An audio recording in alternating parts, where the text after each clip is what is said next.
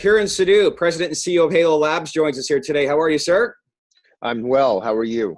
Not bad. So I want to start out with the cannabis industry right now. And, I don't think it's been really discussed a lot in depth. And that's the fact that the industry has been deemed as being an essential business during this whole pandemic. Should we read much into that as far as future legislation? And, in reference to, say, the Safe Banking Act, we were hoping that it was going to be passed sometime in the spring, but obviously that's been put to the side. But knowing that it is an essential business, but still classified as a Schedule I drug, do you think this is a big step in the right direction for the industry? Well, yeah, it's a big step in the right direction. And as you said, in most states, to some extent or another, it's been deemed an essential business. Mhm. It's going to be interesting to see. Obviously, the COVID pandemic is front and center, and that's the big issue. But we're in an election year as well. And, there's a lot of what I call a lot more sort of impetus for change. But right now, obviously, the world's, in a different spot. I would hope that probably after the election, maybe this time in 2020, 2021, you're going to start seeing some serious movement. And that's part of the reason that we set up our, largest facilities in Oregon to start with, was the whole concept of federal legalization, right? Has the government, sorry, go on. Go ahead. So no, go ahead. Carry on. Has the government's hands been forced? Because, there's a lot of uncertainty right now. We have no idea what obviously this economy is going to look like in 6 months from now. We're just trying to get by day. But one thing we do know that, again, we go back. This is a business there's a high demand right now. It's generating jobs. It's generating tax dollars. So you put all that together, does this increase the chances of something getting legalized sooner rather than later? It obviously helps. It's not hurting it to any degree, but I don't have a crystal ball into what is going to happen. But I would hope that within a year to a year and a half, we'll start seeing some federal loosening up, especially post-election in November. So are you seeing, from an operational standpoint, more of a demand during this whole pandemic for your business?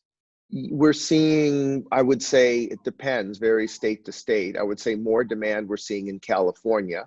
Okay. But we're starting from a much lower base. In Oregon, this time of year in April is typically a seasonal time of year when you have a lot of tourists. But I think what's happening is the fact that there aren't tourists for spring break or Easter is being offset, by the fact that people are at home and consuming cannabis more often, especially to relieve any tension that they have at home.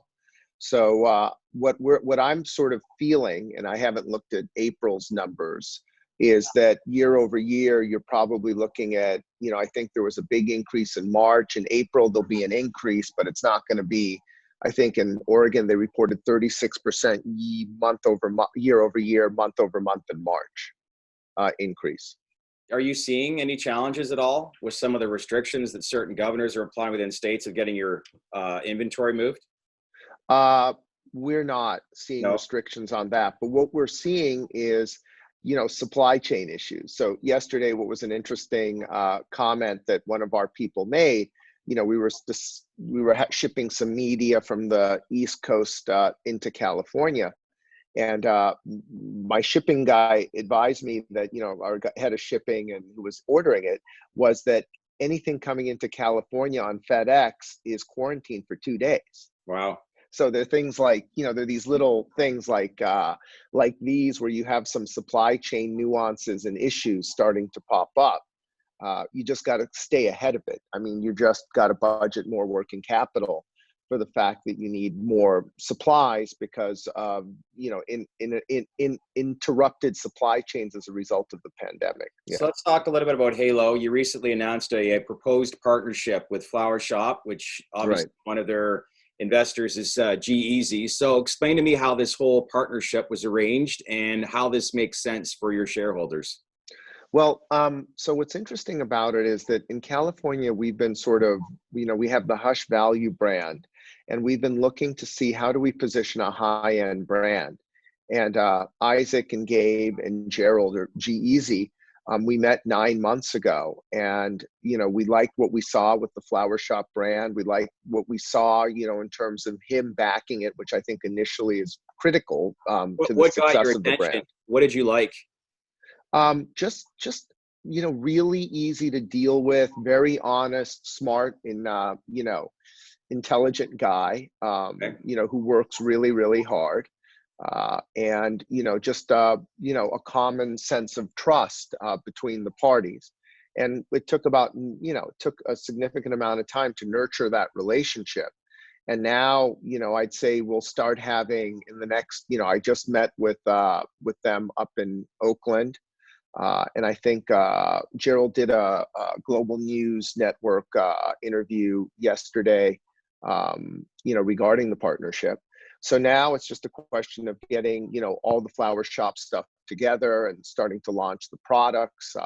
Like glass, we were talking yesterday about, launching glass tip pre-roll packages, some stuff that's higher end, terpene derived cannabis carts at 95% or 92% and above. So, some really unique stuff that'll come out under that line initially in California and then rolled out to other states as we license it. But I think it's going to be a great line. What are some of the, I guess, highest demand product lines that you're selling right now? And has it changed from state to state, knowing that you're in Oregon, Nevada, and California? Well, I would say vapes, 510 thread vape cartridges are really, still a big mover for us. We're getting more into flower. I mean, we started sort of as, Halo Labs, oils and concentrates, but as our cultivation's grown, our flower business has grown. Right. And flower still constitutes over 50%, I'd say, flower and pre-rolls of the business, and the rest is oils and concentrates. So we're starting to do more flower. We're starting to try to, garner more cultivation. I mean, we have a deal with OG DNA for both Oregon and Lesotho. Where they have exclusivity to us in those markets, and we can pick up other genetic lines as well on the flower side. So that's becoming an emphasis, and so I would say that, yeah, it's definitely vape cartridges, then flower, pre-rolls are starting to come up, and concentrates always are 20 to 25% of the business, give or take. Right. So interesting that you're saying vape. Has the whole crisis on the back end of 2019 and how it was, basically viewed as being banned of all flavored vaping products, including vaping cannabis cartridges, implemented by the governor of Oregon, Kate Brown. So Right. Has that affected your business? Like, obviously it has, but how you pivoted through that whole crisis? Well, it was messy because we had to recall, all our flavored vape cartridges. We had a large write-off. And then we had to build a cannabis-derived terpene business from scratch, Right. because we all were using botanical terpenes. Wow. So we built that from scratch. And by the time we built it, a court order came into place saying that, no, you can use botanical terpenes as well. But that's just part of the way it works. Just another day in the cannabis industry, right? Just another day in the cannabis industry. But what ended up happening, which is interesting, is what we've seen is by this March timeframe, at least from our perspective, we're seeing, growth in vape business. So Right. Now bulk distillate, which it goes into the vape cartridges, as well as the cartridge business itself for us is growing. And it's growing significantly in California. Wanted to ask just a little bit about the highlights of your latest fourth quarter earnings, and obviously earnings for 2019. You saw 158% increase year over year. Why it makes sense for investors to obviously still commit to Halo, and what your strategy is moving forward. Well, I think Halo right now is, in terms of where we're headed, the biggest, our biggest focus has been sort of this push into California. Oregon, I found out recently, and we're trying to get a hold of the BDS data, that we've now moved into the second position in that market. But we still have room to grow there. I think we're in maybe 250 to 300 out of 600 dispensaries. So we have some upside in Oregon still. In Oregon, our salesmen carry a full bag. They carry everything from flower to concentrates and vapes and everything in between. We probably offer, with edibles and everything in Oregon, up to 100 SKUs. In California, we're trying to grow that business, and it's going to take us another year to get there. But we've started with our oil and concentrate business. Recently, we've gotten a process down in pilot stage that I'm going to go see in Cathedral City firsthand, where we're remediating lower grade product into higher grade distillate. We call it a superfiltration technology. And on the basis of that, we're fueling our own vape business and our own live resin cart business right now.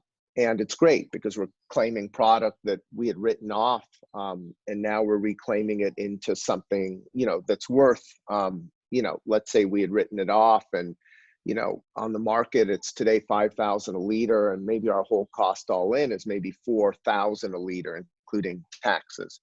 So that's a big part of it. And then up in Ukiah, we're finishing assembled goods. We're trying to launch our starting to launch our edibles, and we're just trying to get more SKUs in California. So California is a big focus. Nevada, pretty much for us, is on ice right now. We have to see if there's more, dispensaries coming up. And then Lesotho has been a very large push. And knock on wood, again, it's considered an essential business there. It's more strictly controlled, but there we continue to grow and do everything, everything according to plan.